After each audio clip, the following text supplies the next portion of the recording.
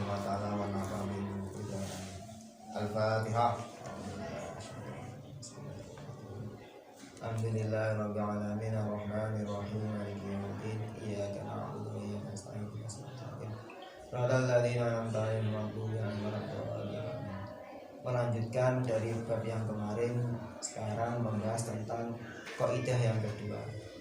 Al-qaidatul as-saniyatu, yaitu menerangkan kaidah yang kedua yang berbunyi ma yustaratu fihi at-ta'yinu fal khata'u fihi mubtilun, yang artinya sesuatu yang disyaratkan untuk menentukan, maka jika terjadi sebuah kesalahan dapat membatalkan niat tersebut.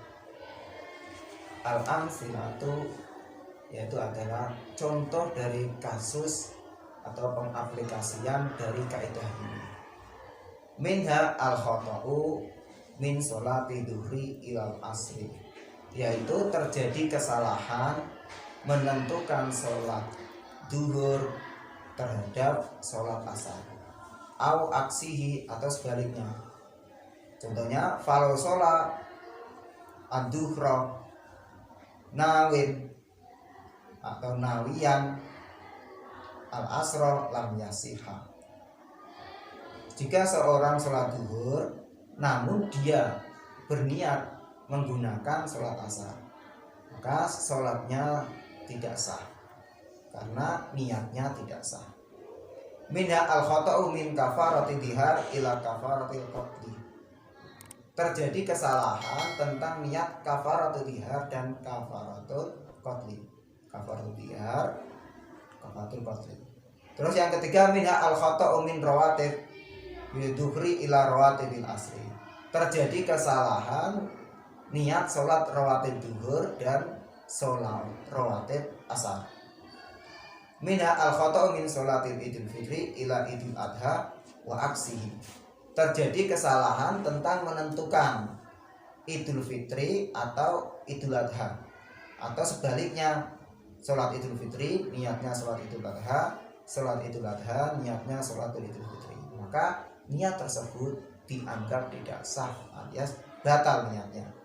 Minha al-khata'u min raqatil ikhrami ila raqatit tawafi wa aksihi, dan contoh selanjutnya adalah terjadi kesalahan 2 rakaat sholat untuk ihram dan 2 rakaat untuk tawaf, atau sebaliknya, maka terjadi keterbalikan tersebut menjadikan niatnya tidak sah.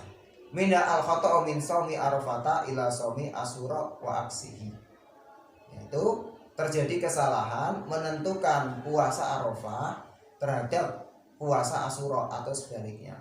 Jadi di dalam pembahasan ini perlu kita perhatikan dengan kaidah ma yustaratu fihi at-ta'yinu fa akhta'u fihi mubtilun, sesuatu yang disyaratkan untuk menentukan, maka bila terjadi kesalahan itu dapat membatalkan niat.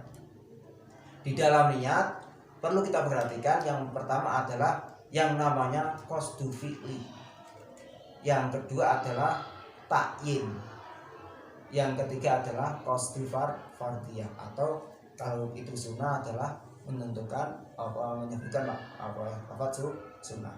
Jadi di dalam sholat niat itu memenuhi 3 hal tersebut, yaitu adalah qasdu fi'li dalam artian usolli, terus ta'yin, dan fardiyah. Kalau fardiyah berarti usolli fardho, itu qasdu fardiyah. Terus ta'yin duhri. Di sini yang dibahas apa? Yang dibahas adalah duhrinya. Semisal contoh kasus begini.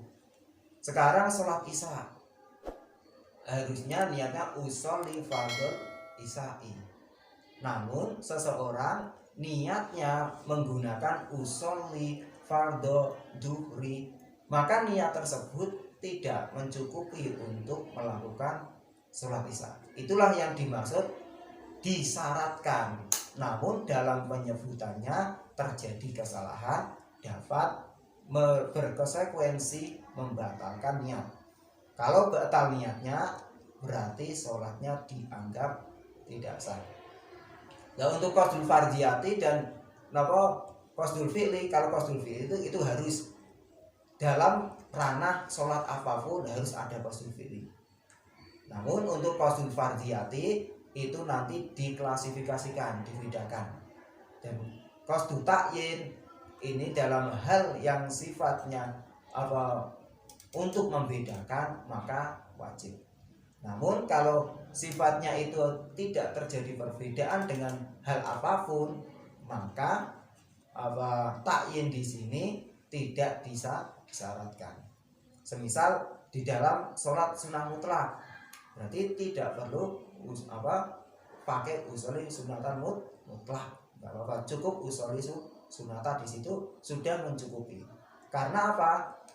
Takyinnya di dalam sholat mutlak itu tidak disyaratkan.